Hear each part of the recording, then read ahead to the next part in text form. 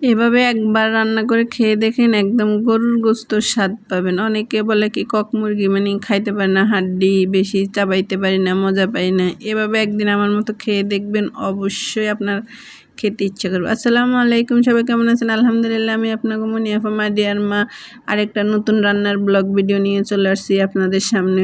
প্রথমে বলতে চাই, সম্পূর্ণ ভিডিওটা দেখে তারপরে গঠনমূলক একটা কমেন্ট করবেন। গঠনমূলক কমেন্টের মানে এই না যে সাপোর্ট করলে সাপোর্ট পাবেন, ফলো দিলে ফলো ব্যাক টু পাবেন। আমার ভিডিওগুলো হাতায় দেখবেন, বড় ভাইদের প্রতি অনুরোধ, দেখবেন বেশিরভাগ কমেন্ট কিন্তু এরকম। আসলে এটা আমার কোনো ক্ষতি হয়নি, এগুলো যারা করেন, যাদের কমেন্ট তাদের পেজের জন্য অনেক বড় রিস্ক হয়ে যায়। এরকম কমেন্ট দয়া করে কেউ করবেন না, নিজের ক্ষতি নিজে করবেন না। আরে নিজের ভালো তো পাগলও বুঝার, আপনার তো ফেসবুক চালানো, অবশ্যই আপনার অনেক জ্ঞান গুণ আছে, নিশ্চয়ই পড়ালেখাও আছে। তাহলে যে হাজার হাজার বড় বড় কন্টেন্ট ক্রিয়েটারগুলো বড় বড় ভাইয়েরা বলে যে এভাবে কমেন্ট করাটা ঠিক নেই, এভাবে সরাসরি সাপোর্ট চাবে না, তাহলে কেন করেন আপনারা নিজের ক্ষতিটা? আমার কোনো ক্ষতি নেই, কিন্তু আমার এখানে কমেন্টই জমতেছে, ফেসবুক দেখতেছে, আমার এখানে এতগুলো কমেন্ট হচ্ছে, আমার কোনো সমস্যা নেই। বাট আমি ওই কমেন্টগুলো রিপ্লাইও দিচ্ছি না। তাহলে আপনাদের বোঝা উচিত, একটা লোকই একটা কমেন্টই করেন বারবার। ওই মানুষটার অনেকগুলো দেখলাম ভিডিওতে, মানে অনেকের পেজে যায় দেখি এই ধরনের কমেন্ট করে। আচ্ছা, উনি কি আর কোনো কমেন্ট করতে জানেন? আর উনি কোনো বড় সেলিব্রিটির লাইভেও যায় না যে এগুলো এই ধরনের কমেন্টগুলো করা ঠিক না। বাদ দিলাম যে নিজের ভালোটা নিজে বুঝে নিয়েন, তো এটাই বলার ছিল। চলে আসি আমার মূল রান্নাতে। দেখেন আমি সবগুলা মশলা আজকে গরুর মাংসের মতো করি, এলো কক মুরগিটা রান্না করবো। আমি বেশিরভাগ এভাবে রান্না করি, সব মশলা একসাথে দিলাম, যত মশলা লাগে মাংস রান্নাতে, কিন্তু শুধু মরিচের গুঁড়াটা দিই নেই। এটা আমি আসলে রান্নাটা আমার নিজের থেকে করি সবসময় বুদ্ধিতে, আমি কারো থেকে রান্না শিখি নেই। আমার অনেক ছোটোবেলা মা মারা গেছে, মানে সে মার গল্প করে, বড় বোনের গল্প করে। আমার জীবনে এরকম কোনো কারো নাই যে আমি এটা ওদের থেকে শিখছি। আমি নিজের অভিজ্ঞতা থেকে রান্না করি, ওই অভিজ্ঞতাটা আপনাদের সাথে শেয়ার করি।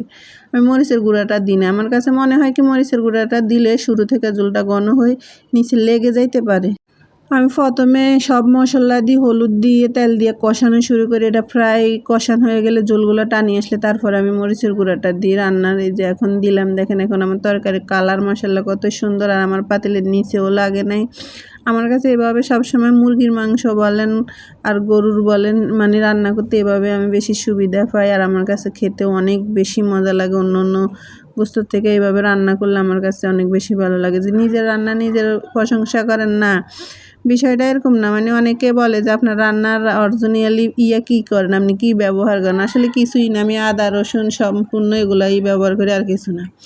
এখন আমি দিয়ে দিলাম, এই যে বড় বড় করে আলু কেটে নিয়েছি, আলুটা দিয়ে দিব, আলুটা কষাবো। আমি কিন্তু মাংসতে প্রথমে একটু আমার পানি ছিল, পরিষ্কার করে ধুয়ে নিচে পানি ছিলাম না, আর হাত ধুয়ে টুয়ে কোনো পানি দিনে নিচে একটু পানি রাখছিলাম মাখানোর জন্য।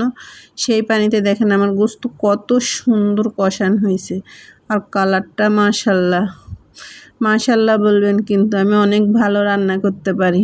একদিন যদি আল্লাহ আমার তৌফিক দেয়, আমার অনেক বড় একটা স্বপ্ন আছে যে একদিন আমি আমার মৃত বাবা মার নামে একদিন খাওয়াবো, আমার নিজের হাতে সবটা করি। কিন্তু সারা দুনিয়ায় সবার মন খুশি করতে পারলেও আমি আমার একদম কাছের মানুষের মন খুশি করতে পারলাম না, এত ভালো রান্না শিখিয়ে রান্না জানা সত্ত্বেও। এটাই বড় দুঃখের কথা। তো আমার রান্নাটা কেমন হয়েছে আপনারা অবশ্যই জানাবেন। আর আপনাদের কাছে আমার রান্নার ভিডিওগুলো তো আমি সবসময় দিই, আপনাদের সাথে শেয়ার করি, এটাই। তো আপনারা অবশ্যই জানাবেন আমার রান্নার ভিডিওগুলো কেমন হয়। খেতে তো মাশাআল্লাহ আমার কাছে ভালোই লাগে, কিন্তু আপনাদের দেখতে কেমন লাগে এটা অবশ্যই জানাবেন। আর সবচেয়ে বড় কথা হয়েছে, আমি আমার পেজে সময় দিতে পারতেছি না, আমার ড্যাশবোর্ডটা পুরাই লাল হয়ে রয়েছে, লাল হয়ে যায় একদিন দুই দিন পর। একদিন সময় দিতে পারলে এটা ঠিক হয়, আর সময় না দিতে পারলে পুরাই লাল হয়ে যায়। এটা হলো আমার ব্যর্থতা, আমি এটা কারোর দোষী দায়ী করি না। তো সবাই আমার পাশে থাকবেন, আমি সবার কাছে এটাই অনুরোধ করি। আর এই যে বলতে বলতে দেখেন আমি ভিডিওর লাস্ট পর্যায়ে চলে আসলাম, এই যে আমার তরকারি আসল লুক চলে আসলো, তো দেখেন। তো সবাই ভালো থাকবেন, সুস্থ থাকবেন। আজকের মতো এখানেই বিদায় নিলাম, আল্লাহ হাফেজ।